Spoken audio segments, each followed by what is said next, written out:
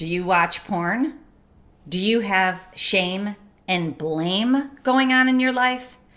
I'm Dr. Trish Leigh. In this video, we're going to talk about how to let go of shame and blame to be free from the shackles of porn forever. Okay, in this video, we are going to talk about three things. Number one, we're going to talk about shame and blame and what they have to do with each other. Then, number two, we're going to discuss your porn cycle and how shame and blame enter into it and keep it going. Then lastly, number three is your brain tip for the day. What you can do to finally leave shame and blame behind so you can ride off into the sunset to reach your full potential. Okay, and of course I'm going to talk about your brain in there. Okay, so number one, shame and blame. What are they and how do you see that in your own life? Shame is the feeling inside that I am bad. So it's kind of the evil cousin to guilt. Guilt can be a healthy feeling because guilt says inside, I am doing something wrong.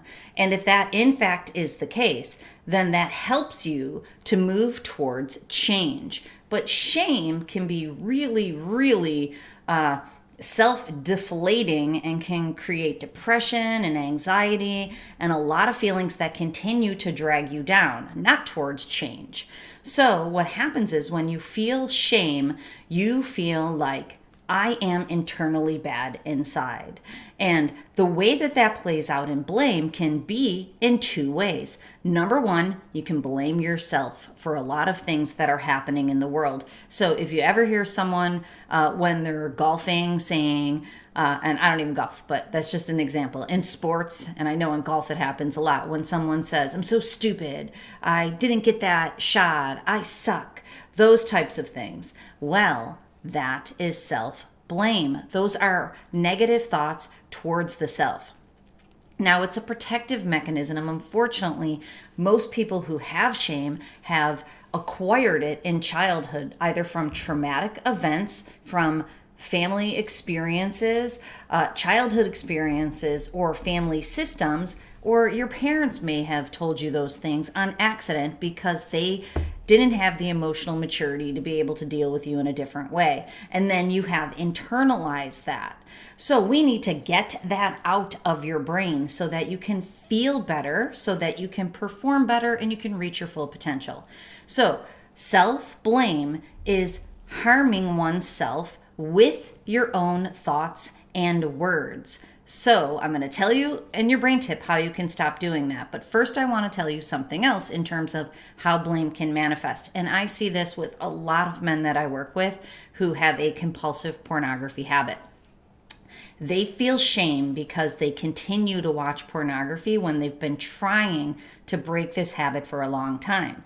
And then, of course, if anybody addresses it with them, or even if anybody addresses anything else that is a sensitive subject to that person, they are walking around with all of this shame because they're acting in a way that is not congruent with their morals.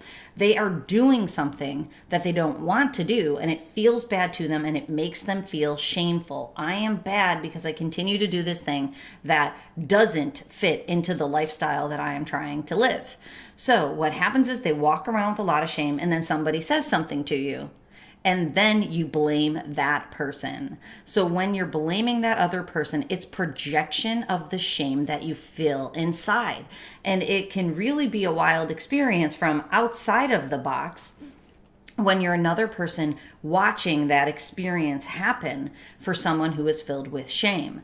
So the way that it goes is you may lash out and yell at someone for something that they have done or that you perceived that they have wronged you. What happens so many times is it's perceived as attack towards you. So if some of the symptoms or some of the behaviors that go along with this shame and blame toxic twin game is that you may be upset about being wronged all the time. You might even be upset by things you see on the news. You know, your government's wronging you, your employees or your employer is wronging you, your partner's wronging you, your children can't do anything right. if you find that you're upset by other people's behaviors a lot, it's time to slow your brain down to the perfect processing speed in the middle and to be able to look inside. And awareness is number one. It's the number one tip, and we'll get there in a second. But become more aware of, why are you lashing out at other people? Why are you blaming yourself for things that are happening? Why are you blaming other people? Obviously, the other side of the coin for blame is being able to go with the flow and accept experiences as they come to you. And again, we'll talk about that in a second. But first, I want to tell you what's happening in your brain when you feel shame and then you act out and you project that shame on other people or on yourself in blame. What's happening in your brain is it's running very fast because you're anxious about that incongruency that you're feeling inside, that shame you're dragging around with you. So there's a lot of anxiety in your brain, that extra fast brain speed that makes you want to go back to the screen to calm your brain down. At the same time, you're overwhelmed, and we know that when your brain starts to kick it into extra slow speed, that's also a comorbid or a coexisting pattern to the very fast speed. So your brain starts making more slow speed. Now your brain feels like it needs to be stimulated. And so you go back to the screen for more calming and stimulation to try to douse the feelings of shame that you have inside that keep leading you to acting out in this blaming way. It is a vicious, vicious cycle. So what I want you to know in this video is that shame is at the root of it. And we know that from the science. Shame is what starts a porn cycle going, and it's what keeps a porn cycle going. So what's the solution? The solution is to get rid of the shame. And so I know that sounds, actually it sounds difficult. It doesn't even sound easy. I'm going to give you 3 ways to start moving towards it right now. Okay, so this is number 3, your brain tip.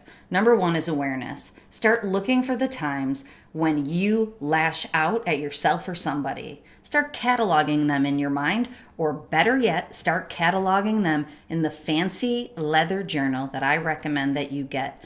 Start putting your thoughts and feelings down, because when you become aware of your thoughts and feelings, you can begin to break this cycle, because it's starting with those thoughts and feelings. So if somebody makes you mad, I want you to know nobody can make you mad. Only you can make you mad. So if you get mad, it's time to look into, why am I getting mad? What is going on with me right now that is making me mad because of that person's behavior? Now, of course, people can say mean things, people can do mean things to you, but you are in control of your response. Response, not reaction. So when you put some time and space in between their behavior and your response, and especially when you get your brain using more of the calm focus speed, you will be able to see that, yeah, that person is a jerk and just did this thing to me, but I can just walk away. And I've been practicing this skill for years. My husband says something irritating. He said he had this suggestion the other day. It was literally ridiculous. And he's like, I got an idea. And, and then he tells me the idea. And I said, that's an idea. Didn't say it's snarky. It actually just came out a little bit snarkier. He goes, you think it's a terrible idea? I said, no, I think it's an idea. Let's explore it. And this way, instead of going, that is the stupidest thing I've ever heard. 5 minutes later, he's like, that's not going to work, is it? I'm like, I don't know. Why? What do you think? And he's like, I don't think it's going to work because of this, that, and the other thing. So I could have went, that's the dumbest thing I've ever heard, which is blaming him for kind of making me have this internal reaction to him. But I was able to just not even get the whole thing going between us, because it just doesn't matter.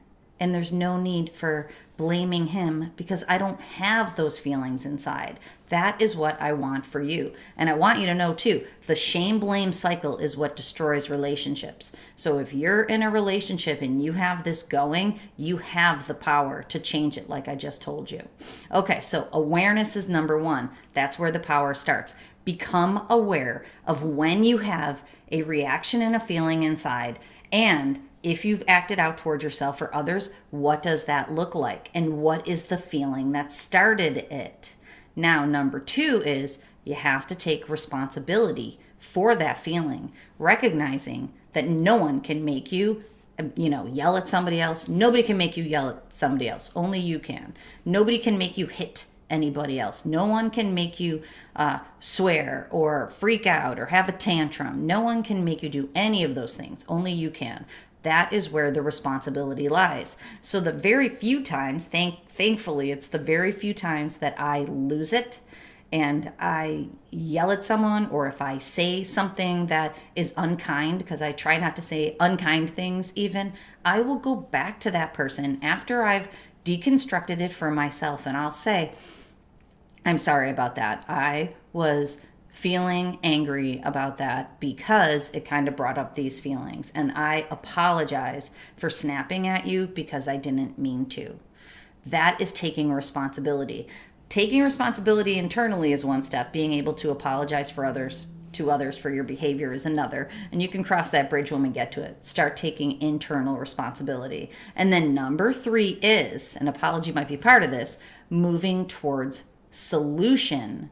So when you become aware that you have these shameful feelings and you realize you're blaming other people, then the way out is to move towards that to solve it, not away from it to escape from it. So we know the neural pathways that you have built in your brain right now likely have you moving away from those uncomfortable feelings to go back into the screen, click the easy button, get a large dose, a dump of dopamine into your system that tells you those feelings are gone. I just got rid of those feelings for you with this easy button push of watching pornography and masturbating. Now you know that that's a Band-Aid. That is not solution. That's just a Band-Aid. That's why I tell you we need to rip this Band-Aid off, because that Band-Aid is the A effect, this soothing dopamine bath for your brain. Unfortunately, the B effect is an increase in cortisol, an increase in anxiety, depression. You fry out the reward center in your brain. You decrease activity in the frontal lobe, erectile dysfunction, low libido, relationship difficulties, and shame are at the end of that escapism. Now, when you take this new neural pathway that you're going to build by moving towards solution to the feelings of shame, that is the way out. That's the key. That's how you unlock the shackles. So what does that look like? If your shame is primarily because you keep going back to porn, then when you build a life of dignity and integrity and you don't go back to porn, and the more time and the stronger and the more confident you feel, you will start living in dignity and integrity. And integrity is the opposite of shame. You take action steps in your life that are congruent with the life you're trying to build. That's how you build integrity. That is the way out. So if watching porn is what's keeping this shame cycle going, excuse me, then it's time to stop watching porn. But if there's shame in there from childhood, if there's any trauma that's locked up your brain in this neuro-rigid pattern that keeps it going back for calming and stimulation, there's work to be done there. So first, figuring out what that might be, and then resolving it, letting it out of your brain. That is the way out. Then you'll build this new neural pathway towards integrity. So your 3 steps are: become aware of when you feel shame or when you feel a reaction inside, and especially if you've acted out, go backwards and look at what those feelings were. Take responsibility for them. And I know that might be hard, because instead of saying, my wife just made me mad, you have to say to yourself, I just made myself mad through this feeling. What is it? Then if you want to go that extra step towards resolving it with your partner, but taking the step to resolve the feelings inside, moving towards it, not moving away from it into escapism. Okay, I hope that helps you out. And if you would like help on this journey, please check out my website at drtrishleigh.com. I have 3 programs there of different sizes and different investments, and In the top tier program, there's a group with me personally, there's other people because it's a group. And if you'd like to add private coaching, that's always an option to the largest program. It has all the tools and techniques that you need to succeed. At the bottom of that page is a link for a private consultation with me. I know so many people out there haven't told anybody about this struggle. I am here for you. If you would like to get it out of your brain, please schedule a consultation with me, because I would love to be able to work you through what's happening with you and come up with a solution for you. Okay, and always remember, control your brain or it'll control you.